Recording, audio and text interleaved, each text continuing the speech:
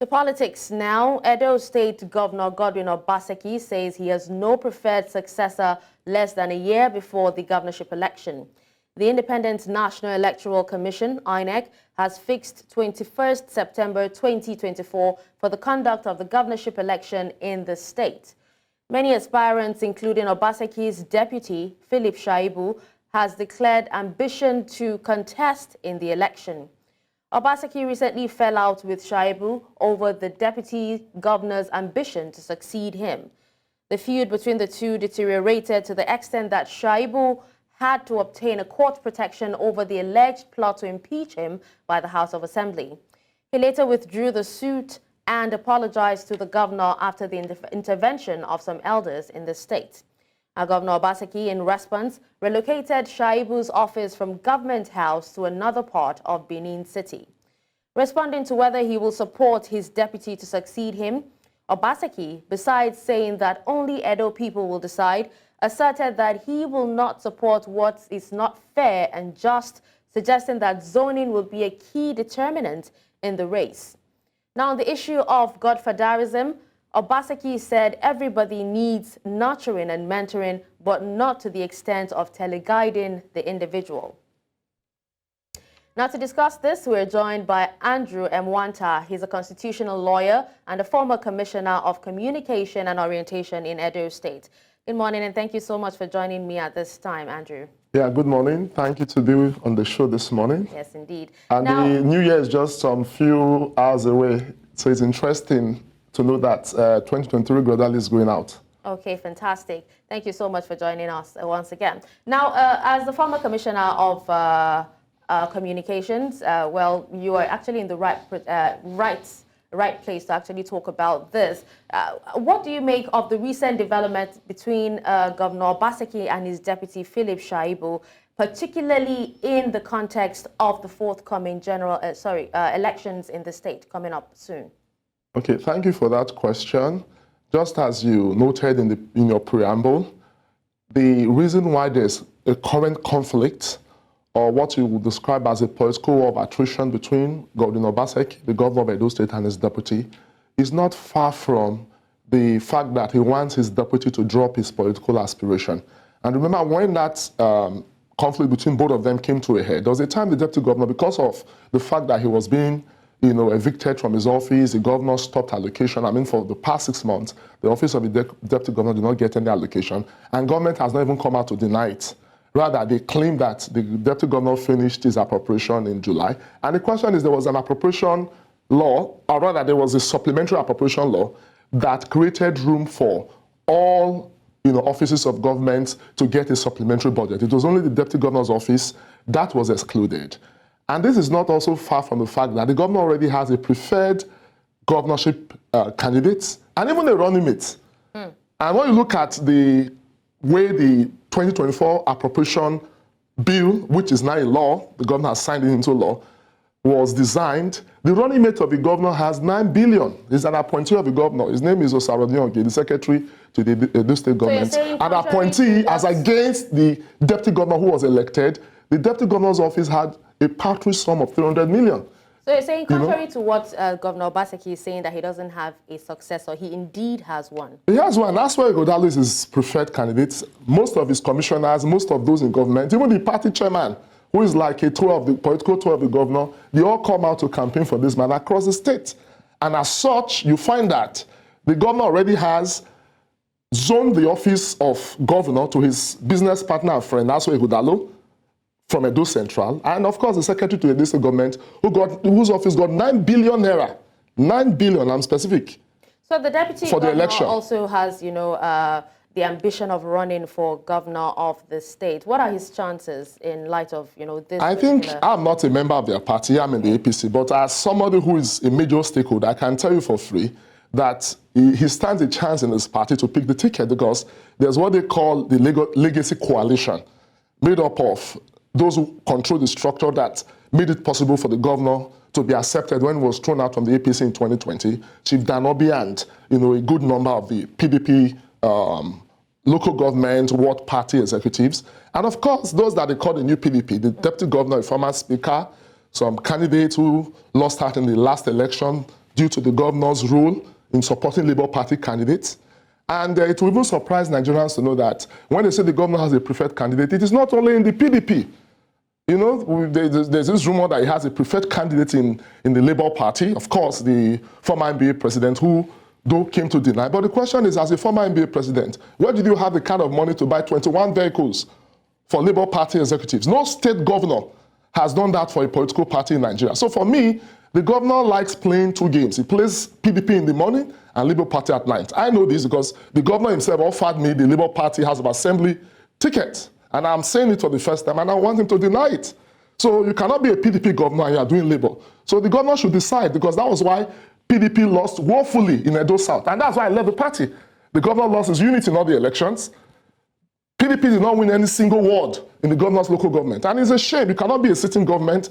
You know, you are not organized. And I think that crisis is what is taking them to where they are now. A situation where the governor and the deputy, they are not on the same page.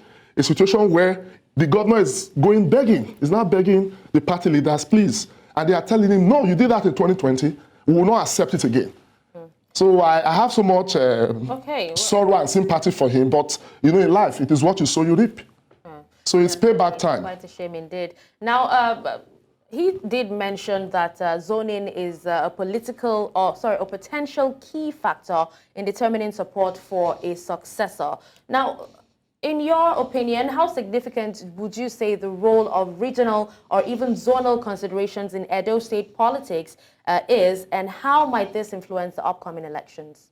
You know, should I tell you the truth? The issue of zoning, the PDP has even come out plain that the issue of zoning is not going to be a major consideration in the 2024 election. They had recent meetings where the governor was told categorically, the governor has zoned this thing to an individual. He has a preferred candidate, that's why and that's why he has been witch-hunting his deputy.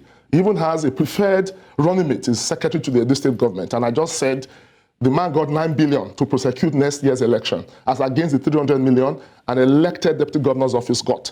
And as such, the issue of zoning in PDP, even in my party in the APC, the issue of competence, character, and capacity, those three C's, is what will be the determining factor. But I wish them in PDP well, because my party, the APC, is set to win the next election, the governorship election of next year. Because we are ready. The governor was elected on the platform of the APC in 2016.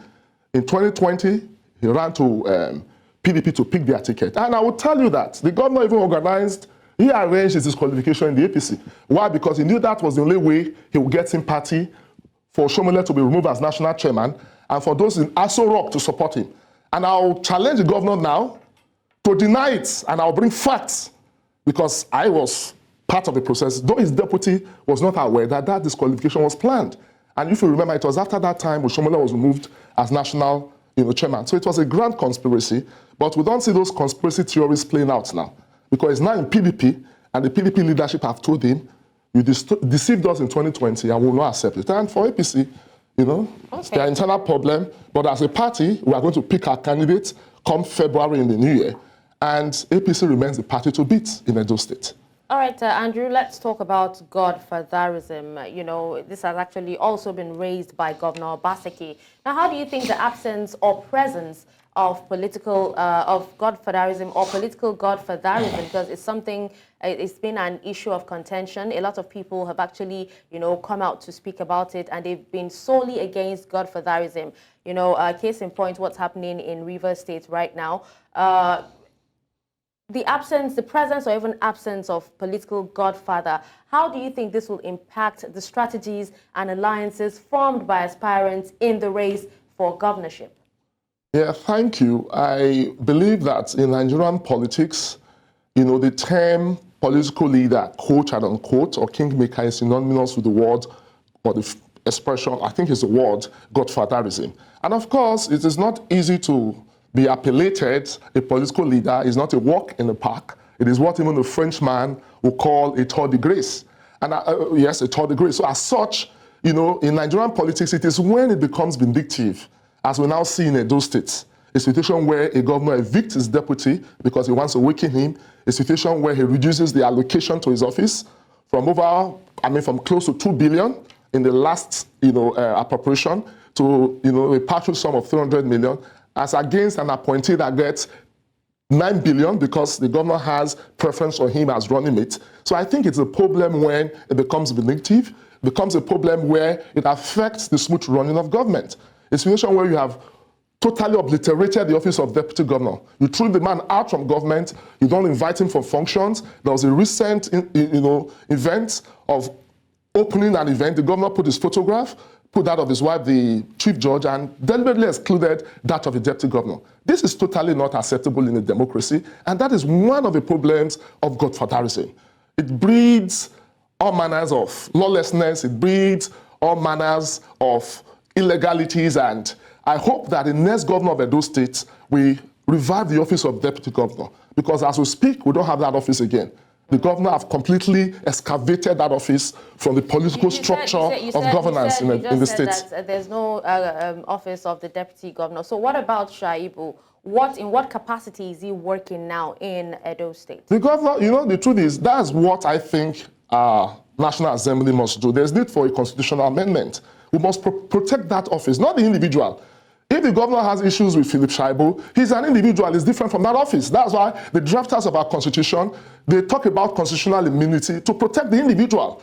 Because I've sued the governor twice, and I didn't sue Godwin Obaseki, but the governor of Edo State. So there are two different entities here. Because the governor will leave next year, but the office of governor remains. Shaibu will leave next year, but the office of the deputy governor is an institution created by the constitution. So you can fight Shaibu, but you don't need to desecrate the constitution, because that office was created by the constitution and lives by the constitution.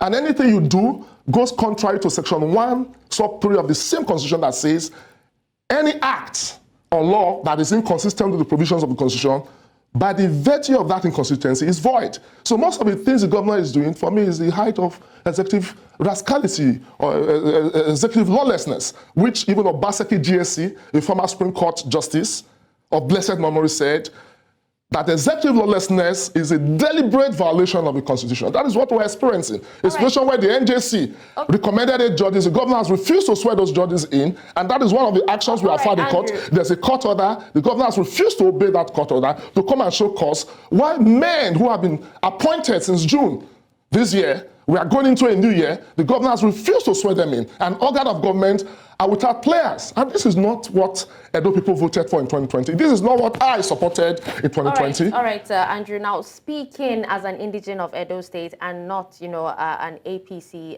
member, talking about this rift between the governor and his deputy, what broader implication do you think this rift will have on the stability of the ruling party, in the state, and also this potential for a smooth transition of power? And this is you speaking as, an indigene of Edo State and not an APC member. I can tell you for free, I'm a former member of the Edo State Executive Council before it was dissolved, and I took a walk, and I even left the party. Speaking as an indigene of Edo State, I can tell you for free that for months, the Edo State Executive Council has not met. They have not met. It's a matter of fact.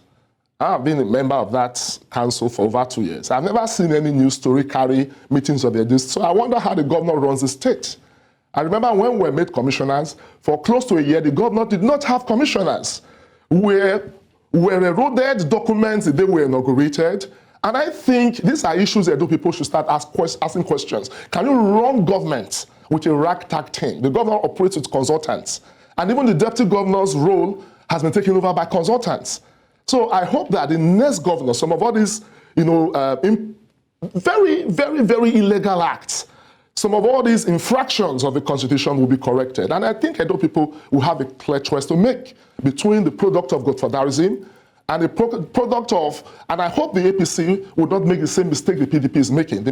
My party must put their own house in order, because it was a mistake the APC made in 2020 that made the PDP government to come into power. And it's very clear that history in the reverse order will repeat itself. All right, well, thank you so much, Andrew Emwanta, for joining me at this time. Andrew Emwanta is a constitutional lawyer and former Commissioner of Communication and Orientation in Edo State. Thank you for your time. It's always a pleasure to be here, and wishing you a prosperous 2024 and to Nigerians and our viewers at home.